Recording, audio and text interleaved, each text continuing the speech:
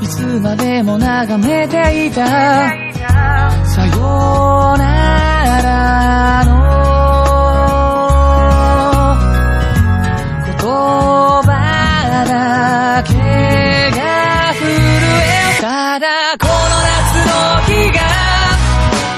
ずっと永遠にいつまでも続くと信じていたけどあの日交わしたはずの君との約束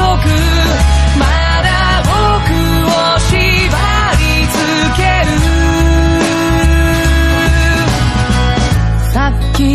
降り始めた夏の日の通り雨に二人で肩を寄せ一つの傘帰り道また会え